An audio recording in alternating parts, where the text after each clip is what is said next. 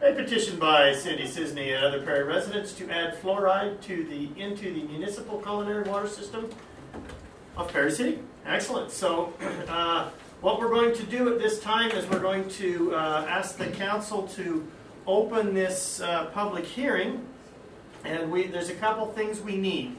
First of all, Perry City has to look at three things anytime we entertain doing anything in the city. First thing, what the problem is. Problem's pretty much stated there, fluoride in the water, number one. So that's pretty much outlines it for us right there. The second thing that we need is how to accomplish that. Okay? And the third thing is where do we come up with the money to accomplish that very obstacle at this point. As far as the second thing, a way to accomplish that, there are various methods that fluoride is introduced into our children because they're the only ones basically that benefit from this in a full-size way. Let's put it that way. We've got fluoride toothpaste, we've got tablets, we've got the wonderful mouthwash. If you've ever been to the elementary school, what do they do? Teach them to swizzle and spit still? I can't remember. They don't do that anymore? Oh, you guys just missed out. These poor kids don't even know what life's about anymore. And the other way is to put it directly into the city drinking water. With that, one of the things that we need to keep in mind, we don't have a centralized well with a centralized water system in this city. We have a 5-point system. 3 wells that operate full-time, 1 well is a backup, and 1 is a spring. Now, what we would have to be able to do is simultaneously treat each one of those 5 areas. So when you're thinking about whether you like it or you don't like it, just kind of let us know if there's good funding sources out there, if there's some things that would help us, because we have to ultimately come down to that. This is going to be a fact-finding mission for us tonight. We want to know what you think and where you stand on this matter. And then next City Council meeting, we'll put all of that together. We'll make a presentation to the City Council, and then the City Council will get to vote on it at that time. So when you come up today, we need you to just take 3 minutes. Tell us, one, whether you're for it or whether you're against it, and answer kind of any of the other things, what method you like the best, what funding would be, if there's any helpful hints on that. If we get going along here and it's been several minutes and everybody's already said what you're going to say, you have the opportunity to walk up and say, yes, I'm for it, no, I'm against it, or just point at the person that you liked what they said and say, ditto, that guy. And we'll even put down here on the paper, ditto, okay, so that we know, and we'll let you know. But we want to know, and the whole reason we have a public hearing is we need to know what the people think.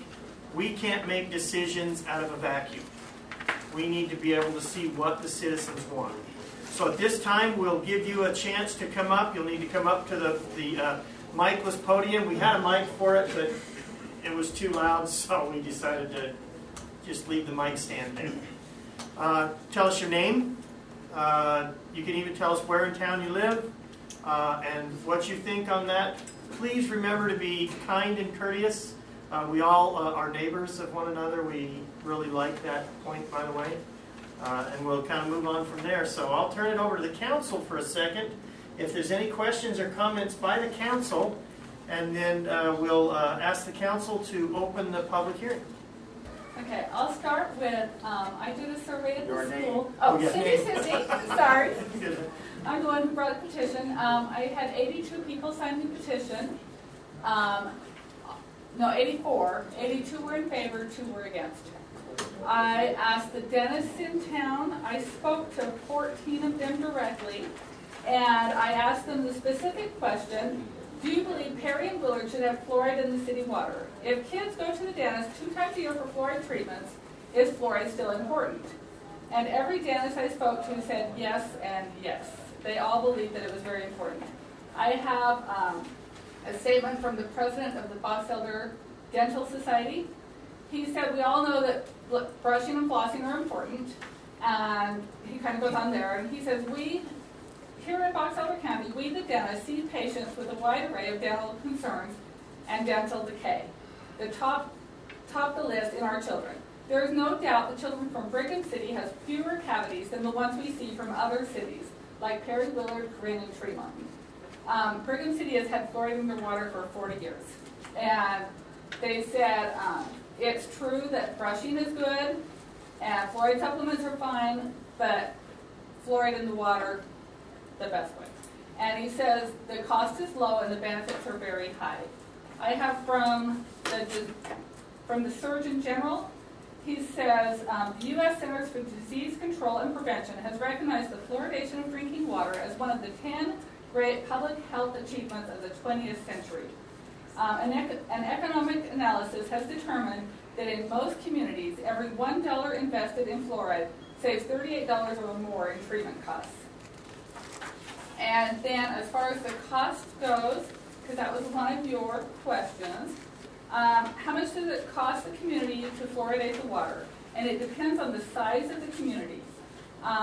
If in larger communities, it costs less per person. So in a community of 20,000 or more, it's 50 cents per year per person. And this is per year.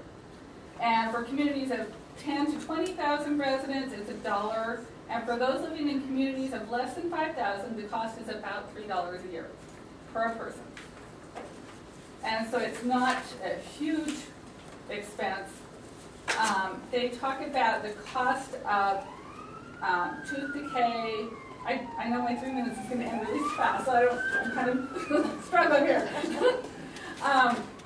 They talk about the cost of going to the dentist and how much it costs and how much it really costs the community as a whole. Not only is it the price to go to the dentist, but it's lost work, it's time off school. There's many costs involved besides that. And the overall savings to the community is a lot. I know that the city pays money, but the members of the community benefit more than the city spends by a lot. The question about children versus adults, it definitely is more important for the children, but it also does benefit the adults as well. Okay, and I would like to give this, I've got more information for you if you'd like to. Put it right there. Excellent. Okay. Thank you. Thanks. Next. My name is Tim Kelly, here in Perry.